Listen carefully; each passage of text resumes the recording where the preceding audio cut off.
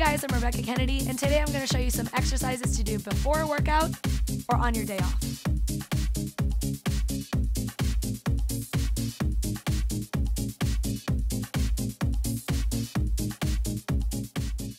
So we're going to get started on the floor. If you have a mat, go ahead and roll it on out. I want you guys to just start in a plank position.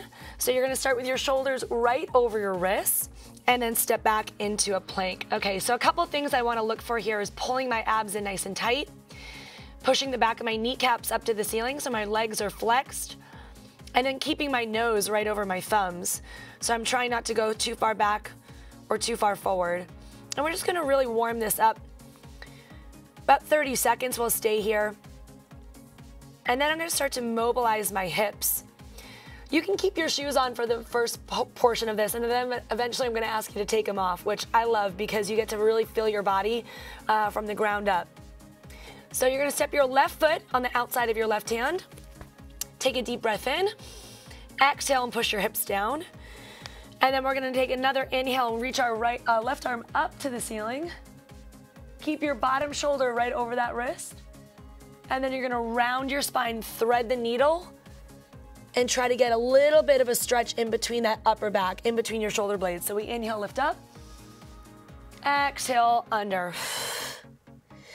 Inhale, lift. And exhale, round. Can place your hand back on the floor. Using your back foot, we're going to push ourselves forward and then circle out and around. So you're using your back toe to create a circle, and your knee, front knee, is moving all around your ankle. So we're not just warming up the ankle right here, but we're really focusing on this hip. So we want to press our back leg hip towards the floor and then let our femur move inside its hip socket. So that's your left thigh bone that we're talking about right here.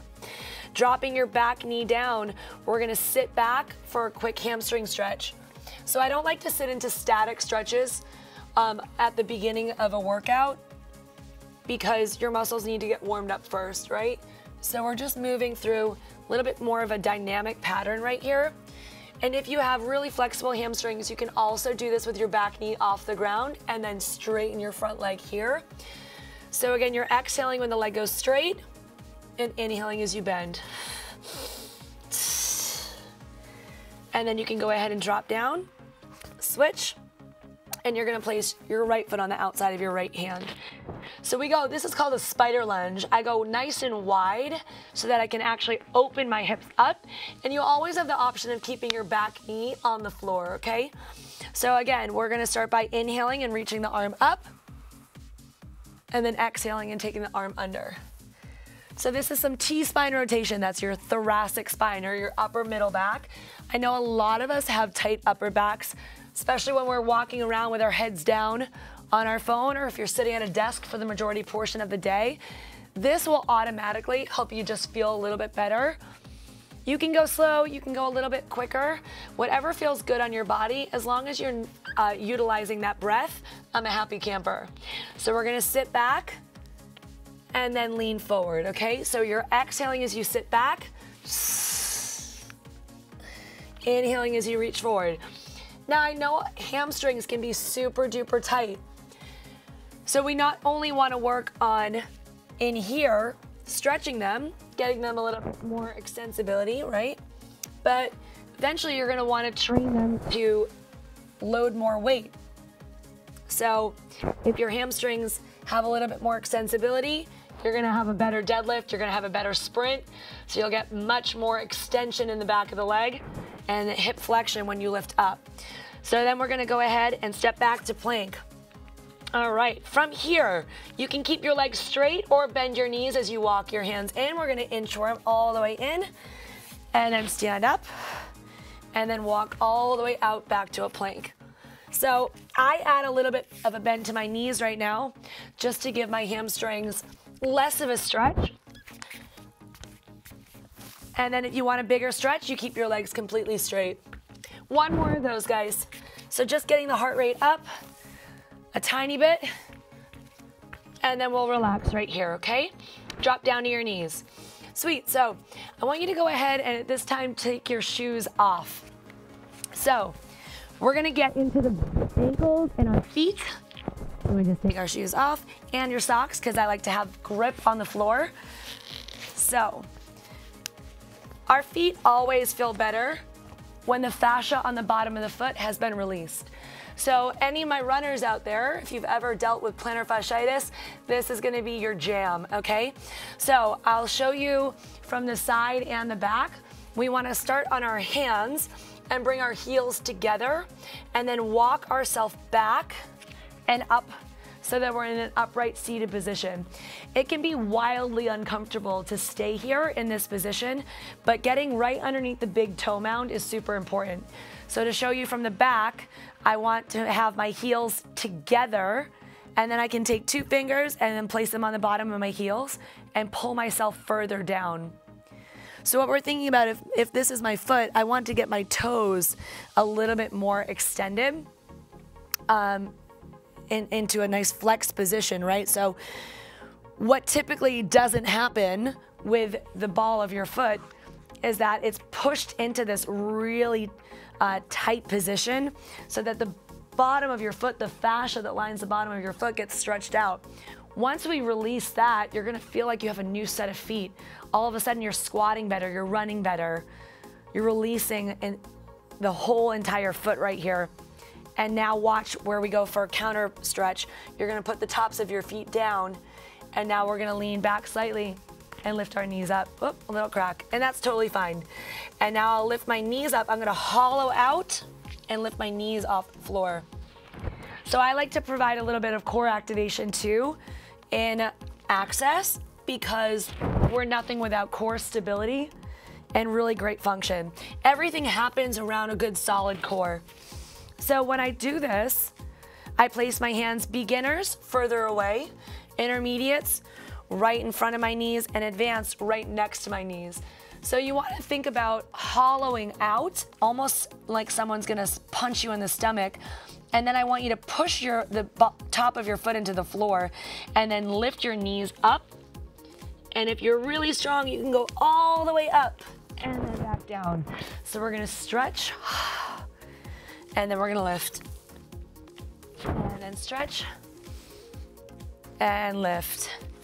So to test this out, we're gonna come back into a plank position. This is where you feel your feet. It's like you just bought a brand new pair of feet. It feels so good. I want you guys to let me know how this feels after you've completed it. It's wonderful.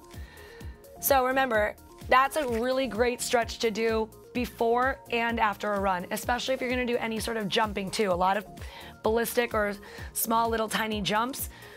You really wanna get into the ball of the foot, okay? So factor that into your next workout. We're gonna move along and get into our calves.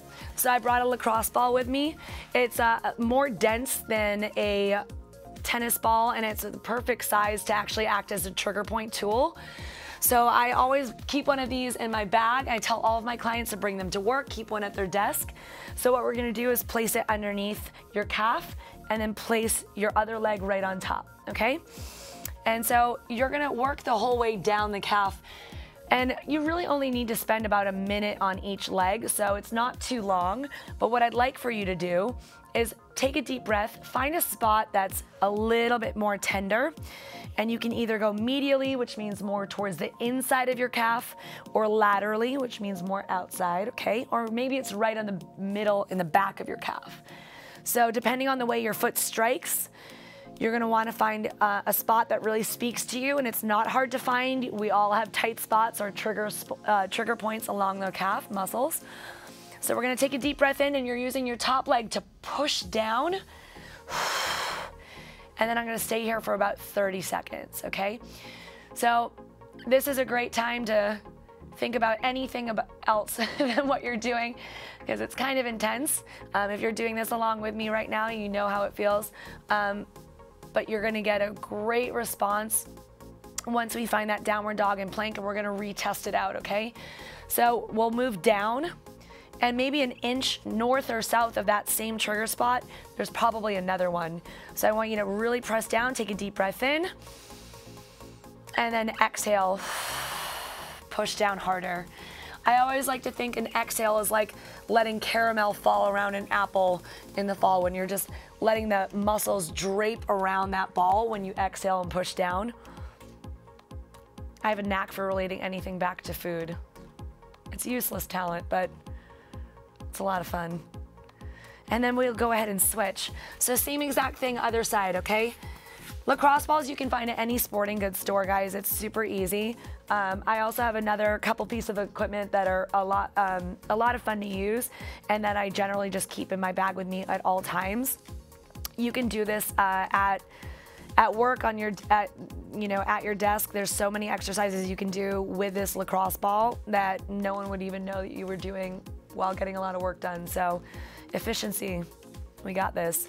So I say 30 seconds and then I move down again and then press on an exhale, right? So we take a deep breath in, and you see me using my hands to lift up, and then as I exhale, I lower my weight down. So I don't have to use my hands. I can take less pressure on and off just by using my upper body. So once I get out of the calves, I've now gotten my feet, I've gotten my calves, and then we warmed up our hips in that spider lunge. So we're gonna test it back out. I like to hit plank again, and then I'll test out my calves, lifting up into a downward dog, and then really trying to get my heels down towards the floor. Feels wonderful. So you can lift up, maybe even stretch one foot at a time right here, and then try to drive those heels down again. Fantastic. Moving right along, I want you to grab your foam roller. So this guy right here, you can use a textured one or not. Either one is fine. There's so many out there right now. There's vibrating foam rollers, there's collapsible foam rollers, so there's a lot of options. Use whatever one makes most sense for you. And I want to attack the quads today, so that's going to be the front of the legs. A lot of us are locked up anteriorly on the front of our body, so it's super important to release that so we start to have a nice normal gait, and we can actually prevent any sort of muscle soreness and also prevent injuries. That's what we're all about here at Access, okay?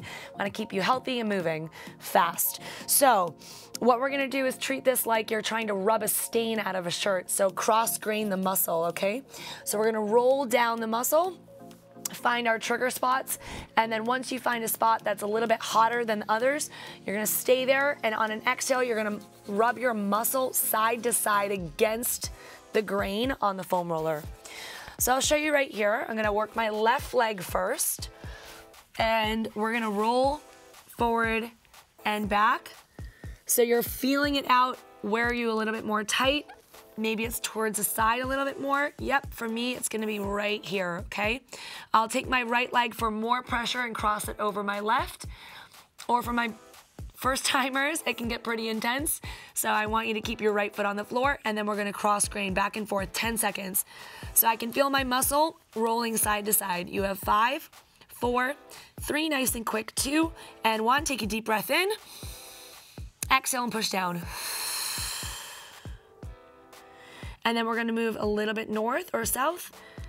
And then we do it again, 10 more seconds. 9, 7, 4, 3, 2, and 1. Breath in. Exhale, let that weight of the body press down into the foam roller. And then roll out of it. Good, that's really all you need on that one side. So you'd repeat the same on the other. To save a little bit of time here, guys, I'm gonna show you how to get the IT band. And this is really sensitive, so we wanna make sure that we're not going too much weight, not giving too much weight to the IT band. So that's why I cross my front leg over the bottom, okay? And that's gonna help between your left arm and your right leg, give you a little bit more leverage so that I'm not laying down flat. So I want to start at the top of the hip on the outside. So your foot and knee should be facing forward, and then I'm going to roll down, find any sort of hot spot, and then we perform that same cross grain, okay? So 10 seconds, and now it's a front to back. So you can see my back leg, my bottom leg moving forward and back. You have 4, 3, 2, and 1. Big breath in, and exhale, roll down. And then move away, and you'd perform this again, 10 seconds, cross grain the muscle, breath in, exhale, and let it sink down, okay? So that way you've gotten both sides. You've gotten your quads and your IT bands. That should immediately pre-run help make a huge impact on how easy or heavy you're gonna be running that day, okay? Super important to stay malleable in our muscles. All right, so I'm gonna take the foam roller, and for our upper body work, we're gonna go right underneath our armpit and get serratus. So 2 techniques, one is a forward and back motion and one is a rolling motion. So we're lengthening and then shortening the muscle a little bit more to create more shoulder mobility. So this is a stabilizer for the shoulder. So I'm right underneath that armpit, and I'm gonna go ahead and just roll forward with my right shoulder and then slightly back. And it doesn't have to go far. It literally is just enough to get that muscle tissue loosened up. All right, we're just trying to mobilize right underneath that shoulder. So I'm gonna do this about 10 times, and then I'm gonna use my hand to lift up, and I'll move down my rib cage, okay? So again, I go forward and back, and then I use my hand to lift up, and again, I'll move it down my rib cage. So you're gonna go all the way to the bottom of the rib cage, moving forward and back, and it's just slight movements. And we don't want to get to, once you get to the bottom of the rib cage, stop, because you don't want it to be uncomfortable. While you're gonna feel a little bit more intensity as you go down at some spots, it's totally fine and it's very normal. So after you complete that, I want you to take both arms up and see if you have any more mobility in that side of the body that you were just rolling out. I like to do all of my drills left, right, left, right, left, right, so that you can see any sort of asymmetries within the body. And then know, well, maybe I need to focus on the right side of for my shoulder and my left hip a little bit more. But really, honestly, get to know your body a little bit more. All right. So piriformis is one of the tightest muscles in the body because it's right inside of your glute. It speaks to all of us. Anytime I hear someone with tight hips, you need to work your piriformis. So if you've done pigeon, I'm gonna give you another alternative on how to stretch it out, and we're gonna take our cross ball. And basically it's gonna be right, not at the hip, you're gonna travel back, and it's at the top corner of your glute, okay? So I'm gonna sit down and place the lacrosse ball in the top outer corner of my glute, and then I'm gonna cross that top leg over my bottom. Now I'm using my hands to help keep myself up, and so I'm adding and taking away pressure where I feel needed. So I'm gonna make little tiny circles and just try to find a spot that is a little bit more intense. Once you find it, you're gonna take a deep breath in, exhale, and sink down into it. It is one of those stretches that almost takes your breath away. It's pretty intense, okay? So don't be afraid to just hang out here for a second and at least give it 30 seconds, okay? And when you're ready, 30 seconds from now, don't come out early. You're gonna come up off of it and then relax. So a great way to tell where your hip health is. Coming into a squat, we want to be able to stay parallel and come nice and low into our squat and to push those knees out to the side, right? So healthy hips are going to help you get into a deeper squat, especially when you're adding a lot of extra weight. Healthy hips are going to help you run faster. Healthy hips are going to help you feel better when you're sitting or walking around a lot. So get that piriformis stretch in both sides. Okay, so a couple core activations and we'll get you guys on the road. I'm gonna go ahead and lie down flat on my back. Feet are flat on the floor, and I'm gonna press my lower back into the ground. So when I'm doing this, again, I'm gonna show you and place my hand underneath my lower back. If I can do this, I want you to tilt your tailbone under and really press that lumbar spine into the floor, and then tighten your glutes up and suck the abs in. Okay, from here, you're gonna take one foot off the floor at a time, take your hands up, press your hands against your knees, and then press your knees into your hands. Shoulder blades are pulled down, back of the head is on the floor, And I want you to almost feel like someone is gonna be pulling your feet back and you're pulling your knees back in, okay? Resist. And again, you're trying to push your hands into your knees at the same time. From here, I'll extend my arms straight up and then I'll go right into a dead bug. So 30 seconds of that isometric tabletop. I'm gonna give 30 seconds to a dead bug. My right arm goes back, left leg goes forward. I extend a little bit further and come right back up. Inhale, we're gonna lower, extend, exhale and lift. So we inhale, lower, opposite arm, opposite leg, exhale and lift. Inhale, lower, extend, exhale and lift. You're gonna perform that for 30 seconds. Put your feet flat on the floor, keep your lower back on the ground and lift up into a bridge. And then you're gonna lower your hips down and press right back up. So since we've already released the quads, since we've already released the glutes, you should definitely be able to get higher into those bridges without having to arch the back. So you're gonna give me 30 seconds of this as well. And then you'll repeat it 3 times. Isometric tabletop, lower back on the floor. Arms up, dead bug, 30 seconds. And then feet flat on the floor, lower back on the floor, 30-second bridge. I'm gonna take my hands out into a T, knees into tabletop position, and start to rotate my knees side to side. Keeping my knees over my hips, massaging my lower back into the floor. And after 30 seconds, I'll keep my knees in tabletop over to the side. If you need to place a block underneath your knee, absolutely fine. Take your left hand and place it on top of your knee to anchor it down so it doesn't go anywhere. What I want to see here, guys, is keeping your shoulders equally on the floor and your head up to the ceiling.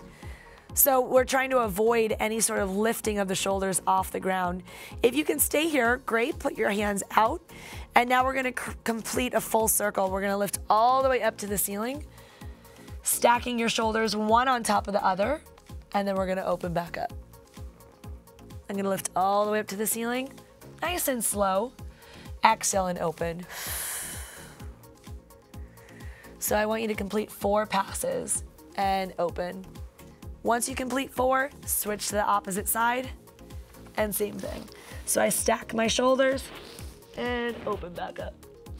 Stack my shoulders and you're gonna watch my shoulder hit the floor and open back up. So 4 passes, knees back into tabletop, and you can relax. I'm gonna give you one last thing for the road. It's a hip stretch, and we all have really tight hip flexors, so this is gonna be fantastic for you guys. I want you to go ahead and take your foam roller, place it in front of you, and then you're gonna place your opposite leg right next to it, okay? I'm gonna show you the rest of this from the side so you can see my tailbone.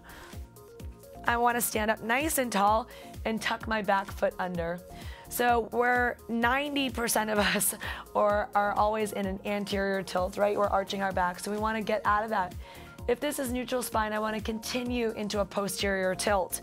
That's tucking my tailbone under, and it should provide already a great stretch right here. So my foam roller is pretty close by.